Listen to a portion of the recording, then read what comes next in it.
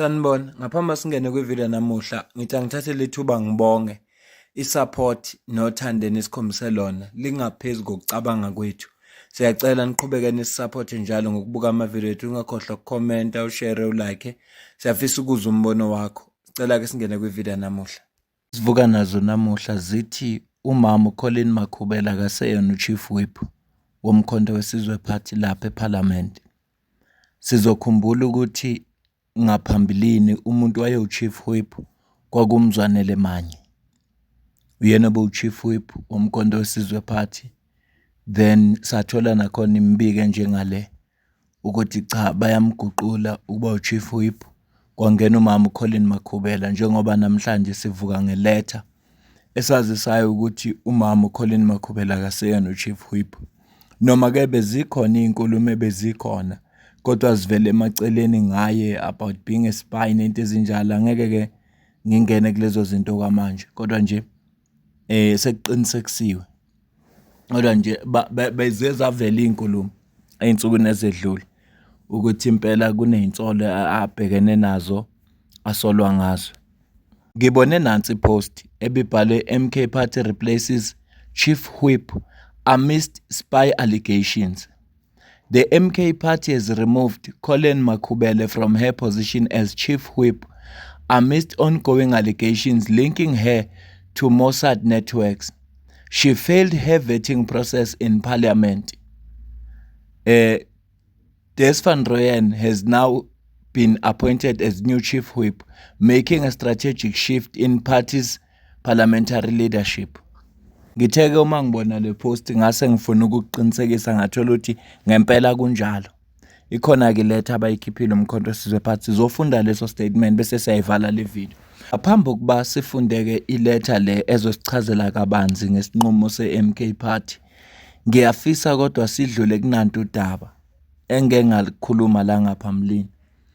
Ingane ezincane ezino 9 years, 10 years, 11 years, 13 years ziyakhulelwa. Okubuhlungu zikhuliswa abantu abadala abanabo 25 years, 26, 27, 20, abanye 30. Umuntu onaleyo mnyaka le usuke ese-primary. Angazi ukuthi kwenzeka kanjani ukuthi kusuka umuntu ona-30 abone intombi kwingane yase-primary. Ngiyazi ukuthi abanye besifazane bayakhula ngemzimba kodwa ngikholwa ukuthi ikhona ingane ena-12 years ongayibona engathi ivuthiwe ukuthi seyingaba intombi yakho una-30 wena una-27 una-26 awusayina se-secondary. Bakhona phela amantombazane afunda o-grade 11. I-portfolio committee ye-youth, women and people with disability, if I'm not mistaken, beyihlangene kudingidwa lolu daba. Ngicela ukucaphunela ivideo khona bese sifunda statement ezivela kumkhonto wesizwe party. We have a problem here. I don't know how to say it with respect because what we're being exposed to as a committee is utter disrespect. And even worse, to our children who are pregnant as we speak in classrooms right now. And we've got leaders, provincial leaders who are blaming teachers, who are blaming nurses.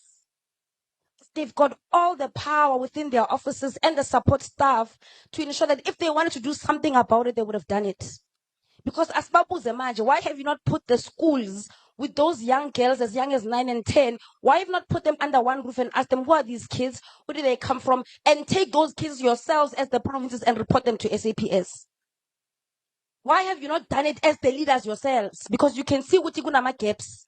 And all these gaps you mentioned, the members are correct to say, you know the gaps, you know the loopholes, you even know the solutions, but you're not enacting them. Because the truth is that you just don't care. You just don't care. Those kids are there already. They're in the clinics and the hospitals right now in this very moment. They're in the classrooms right now. DSD is busy closing down AMA safety homes and refugees and then coming here to act a victim. But you're outsourcing all the functions you're supposed to have as a department. You're outsourcing them to the NGOs because you just want to tick off boxes. And then you give over this tendency to the NGOs and just ask for numbers. No tangible results that you take with you as a department.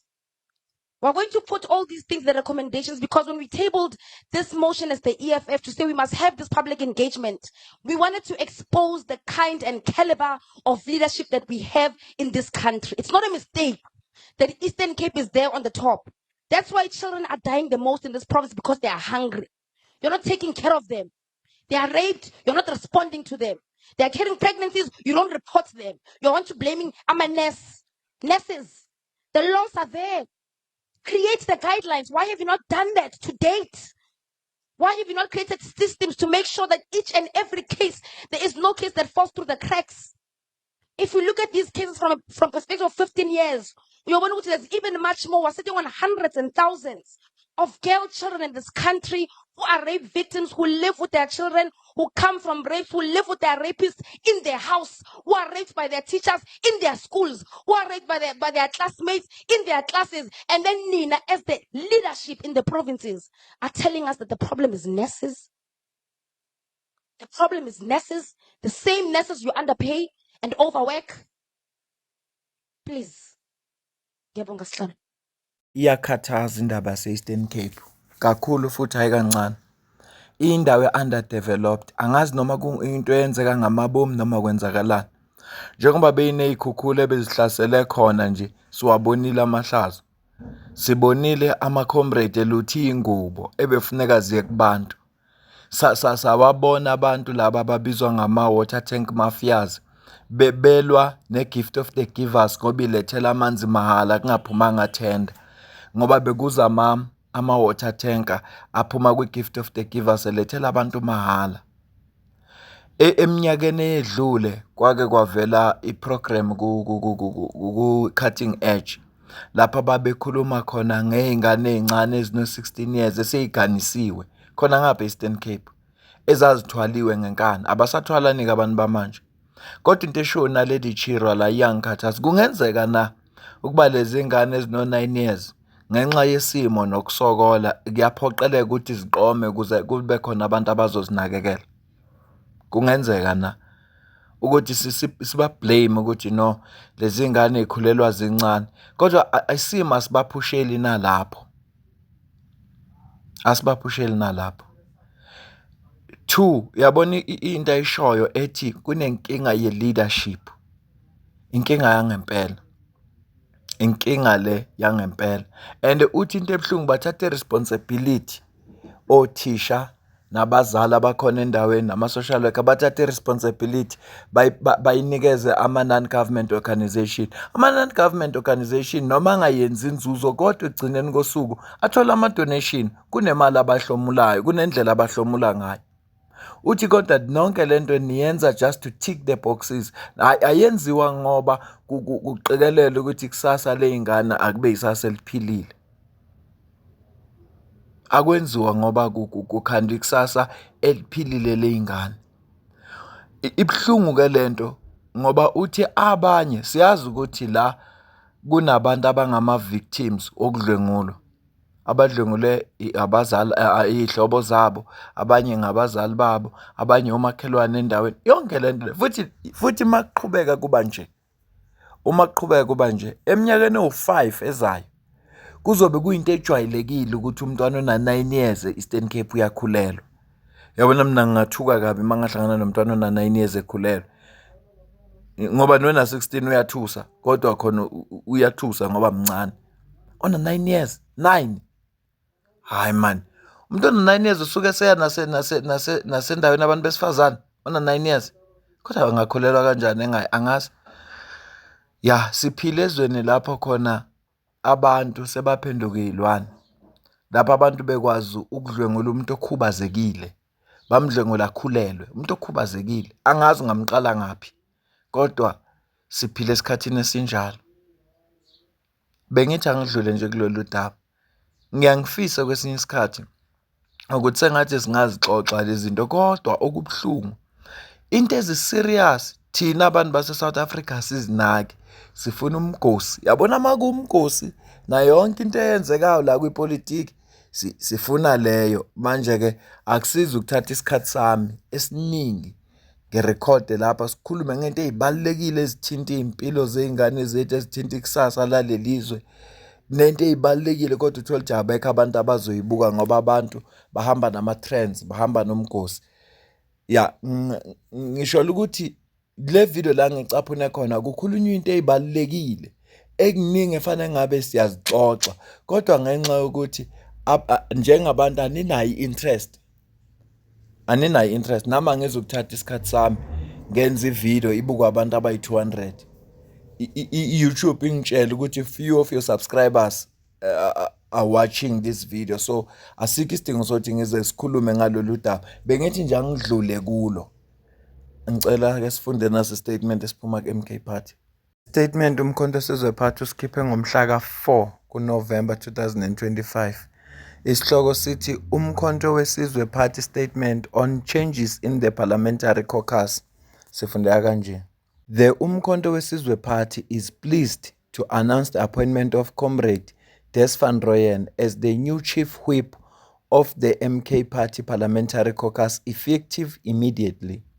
Comrade van Rooyen is a seasoned cadre of the liberation movement, a former Umkhonto wesizwe operative between 1986 to 1989, and a former Umkhonto wesizwe soldier from 1989 to 1994, and brings with him extensive academic, political, and governance experience.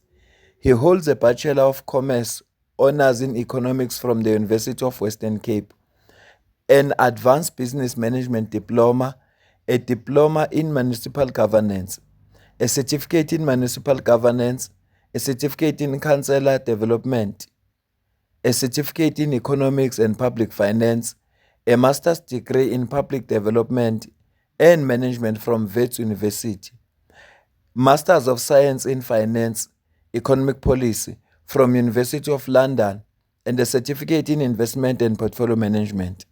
He has completed various leadership and governance programs, both locally and internationally. His political career spans decades of service to the African liberation struggle, with a proven record of leadership at local, provincial, and national levels. He served as a long-standing member of parliament, demonstrating both legislative expertise and a deep commitment to advancing the aspirations of the oppressed and marginalized. The MK Party has fully confidence that under his stewardship as chief whip, the parliamentary caucus will be strengthened, disciplined, and more strategically aligned with the party's historical mission of completing the total liberation of the South African people. We thank Comrade Colleen Makhubela, the former chief whip, for her service in this role. The party assures its supporters and the broader public that the new leadership in parliament will enrich the work of the caucus, sharpen its political focus, and enhance its ability to represent the will of the people without compromise. Sona statement lesi siphuma kumkhonto wesizwe party esazisa amalunga omkhonto wesizwe party kanye nomphakathi ukuthi nazi inguquko ezenzekile. uMama uColleen Makhubela akaseyena uchief whip, kunalokho replace ubaba uVan Rooyen, Des van Rooyen. Siyamazi kwi-portfolio committee le ye-finance, siyawazi amagalela nawo, ikakhulukazi benobaba uBrian Molefe kanye no Treasurer General we-EFF oku-Omphile Maude. Babeka amaphuzu azwakalayo lapha eParliament, kodwa ke cause it's a game of numbers, nawe uyazi kwenzakalani. Asibambeke le video, ngicela ukuze ukuphawula kwakho la comment section ngizowena ukuthi ubona kanjani kulonke lolu daba esixoxa ngalo.